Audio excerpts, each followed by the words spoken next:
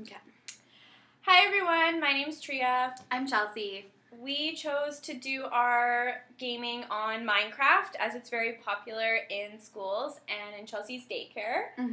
I had zero experience with the game before this, other than it's literally all I hear my kids talk about at daycare. They're really into it, so we thought, why not check it out? I had experience in a grade 2-3 classroom this year, and I noticed that within all the grades, kindergarten to grade 5, a lot of teachers were using it as more of an educational resource than just a game.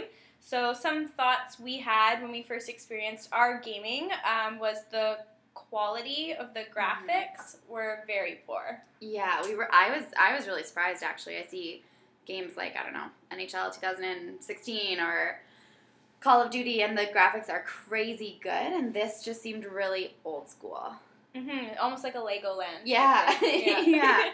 It was interesting. Another thing, too, right away when we started playing, we got points or something if you kill animals, so that was kind of a bit alarming. We were thinking, especially for little kids, are you then rewarding aggression or promoting, I don't know, being aggressive? And you can kill other people in the game as well, it looked like.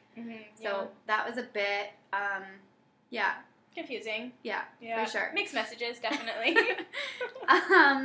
One thing we did find that was a positive note about the game is it allowed room for creativity. There's so many games online that are just very one-dimensional. There's no room for creativity, and it seemed like this one allowed room for them to build their own structures and be creative. Yeah, tying that into classroom community as well. I know as educators, we're always trying to build a strong community with our students. So it's interesting. You can add different students or different members as long as you have an account to your world. So that's sort of interesting in terms of bringing it into the classroom and being able to almost like have your whole class build a community together. Yeah, for sure.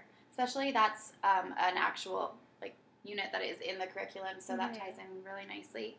I also noticed I just finished teaching a natural resources unit to a group of grade 5s, and this game tied in really nicely with natural resources. I didn't use the game because I didn't really know about it, but I can see how you would. There is materials like coal and just different natural resources that you can use to build things, and they get to know kind of which materials can be used for which things, which is a real life skill and ties really nicely into the natural resource unit. That also reminded me of the animals that we killed at the beginning of the game. We were also able to cook them. We were, so at least there was a use for them, and just like real life, that's an actual thing. As far as the educational value, we also found that it related to structures and buildings. I think Tria had some more experience with that than I did, but... Yeah, in social studies we learned about different structures all over the world, and then being able to tie that into Minecraft, the students were able to create their own homes or different buildings within the game, so it allowed sort of them to see how they were able to create something rather than the usual arts and crafts in the classroom. Yeah, that's awesome. It's a good alternative just because video games are so popular among youth today. It just makes sense to tie our curriculum in with what they would want to do in their spare time as well. Yeah, like math as well, 3D objects, when you're learning about different shapes, some of the students actually would point out, like, hey, that looks like an octagon in the video game, so it was interesting how they were able to tie math into a video game. For sure, yeah, that's a really good idea as well. I think some of our final thoughts and feedback, and maybe some of our concerns as well about the game, and more specifically using the game in a classroom or in a school, are some of the... problems that can come along with it, like the distraction that it can cause.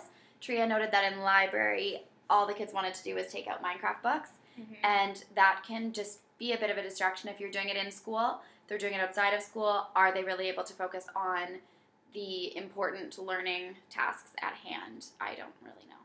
Yeah. I don't really know either. The other thing I noticed too was the bullying aspect of it. So you can create this huge community in the game, but then if you aren't getting along with somebody or you don't like a specific person, it's really easy to pull them out of your world or not even invite them into your world, and that's never a good thing. Bribery or something as simple as, lunch snacks, like, hey, if you give me that orange, I'll invite you into my Minecraft world. And that's not really, I think, what the game is supposed to be used for. For sure.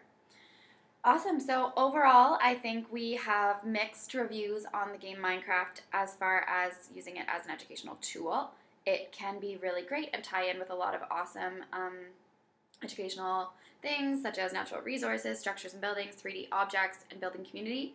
But there are some drawbacks, such as bullying and it being a distraction more than a learning tool. I agree. I think you covered it. Perfect. Okay, thanks for Bye. watching. Thanks Bye. for watching.